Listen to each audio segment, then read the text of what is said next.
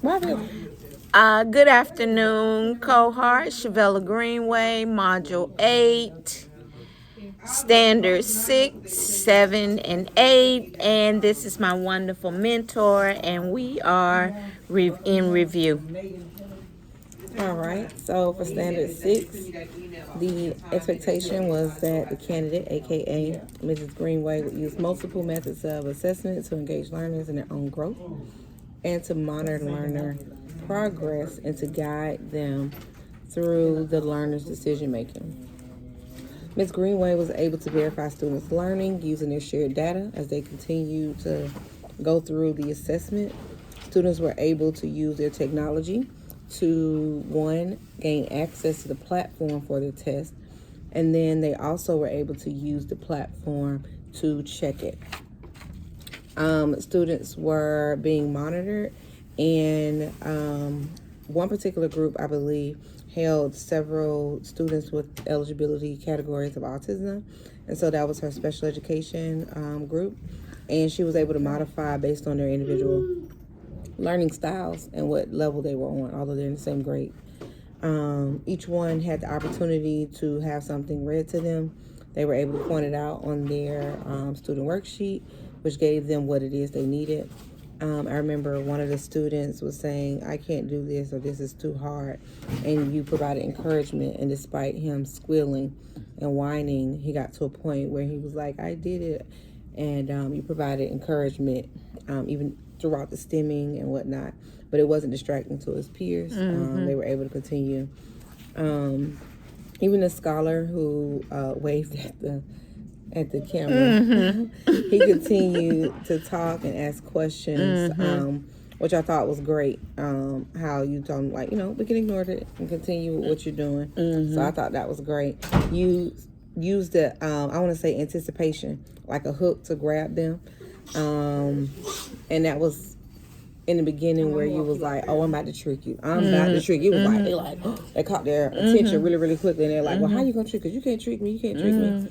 And then, so I thought that was good because you got to grab their attention right away. And you used it again throughout. It was like, oh, it's coming back. The trick is coming. They were like, oh, no. So they were looking out for it. They were having that sense of anticipation or just getting them ready. And I like how you used it repeatedly. For them, it's not boring. For them, it was still a attention grabber. It was like, oh, let me get back on task. Let me make sure she don't trick me, because they're looking for it. That's making them be more keen eyesight. I also noticed that you use your rapport. I could tell that you had already built a relationship with the scholars because they felt comfortable telling you how they felt. They weren't holding it back. And like whereas others, it might have seemed rude coming from a scholar without a eligibility or disability. From those students, they were being blunt with how they felt about or where they were and not being polite, which is great because they get to be themselves. They don't have to mask like other people have to do. They just get to be themselves and be comfortable. And that more so fell within standard 6. And then for standard 7, planning and instruction, I noticed your use of drills. With one scholar, you was doing it back and forth, and she was able to go quickly with that. I think that was in your group that did not have scholars with eligibility. So that was a smaller setting.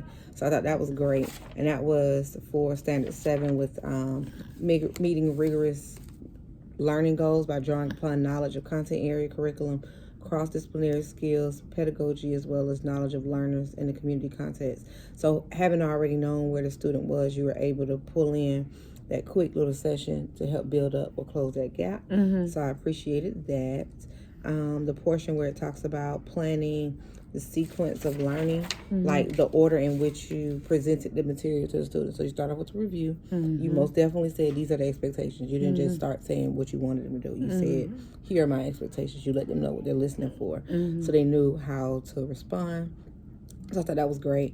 Doing the difficulty levels, like increasing them more, which kind of piggybacks off of standards 1, 2, 3, where you do the I do, you do, we do. And so I like how you're still incorporating that, and it's effective basically. The students are able to shine, and as they go through, they feel more confident, and as they feel more confident, you relax how much input you are providing and let it be more of their student led. It's like, oh, okay, well, I'm on this next one. It's like, okay, y'all can do it. Providing that encouragement. And I think the more you encourage them, the stronger they feel and what they know. And I think the next one was standard number 8. And that was since the candidate understands and uses a variety of instructional strategies to encourage learners to develop deep understanding of the content areas and their connections to building skills to apply knowledge in meaningful ways. It's only meaningful if they can use it. If they don't know why, what's the purpose. It's like, oh, my teacher just said I had to do that. So I think, one, I know we discussed you using the student support page from the IEP for the scholars with disabilities. And so you reviewed that with their case manager. I know that was one thing you did.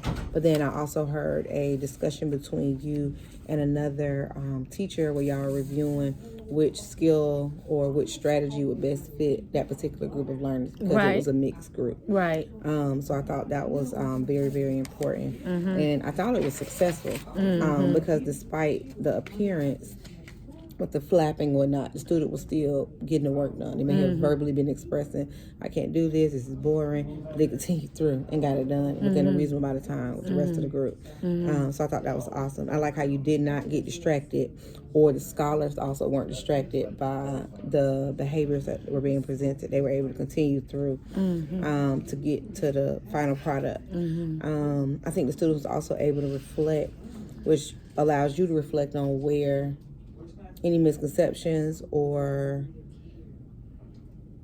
misunderstandings that they came across. So as they ask questions like, oh, it's supposed to go right here, they're checking in with you to make sure they're on the right track. But they were still doing it independently, you know. So it's like, okay.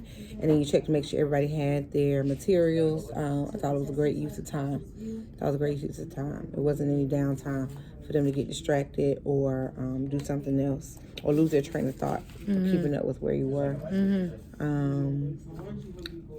Let me see. I was trying to think of a grow. I would have liked to see more of their document. I saw what they were doing on the computer one, because you did provide images. But the one where you gave them their markers, because I know they have to erase that page, so that would have been nice. Oh, on the whiteboard. Okay, So okay, I'll do they were that. doing it. Yeah. You think I hear talk too talking much? through You it. think I give them too much information? No, I don't. Okay. Okay. I think you start them out so they can have a feeling of confidence, and as you wean, your talking decreases, and they continue. You like, nope, keep going, that one right there. Okay. And you go more into gestures, and as they continue, you explain what it is they did, and I think you get them the vocabulary for what they were putting down on the paper. Okay. Because I think the vocabulary is what catch them up sometimes. They're like, well, because if you just say go add, they'll go add. But you're like, well, what's your, what sum did you get? They throw it off. They're like, oh man, what's the sum? I don't even know what the sum is. Like, you do. So your paper should answer. So I think, no, I don't think you talk too much. Okay. I think you give it to them on the front end, and then as you go through, Okay. it weans off. And cross-disciplinary, I saw something about cross. What is that? That is when, say, like y'all doing a science lesson, and then you're like, oh, okay, let's add up all of the, what's something science in? Okay. So like this piece of paper has ice cream cones, right?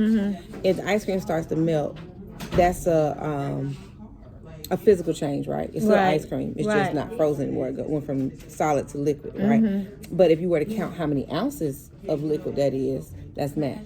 So that's cross-disciplinary. Because this is ELA.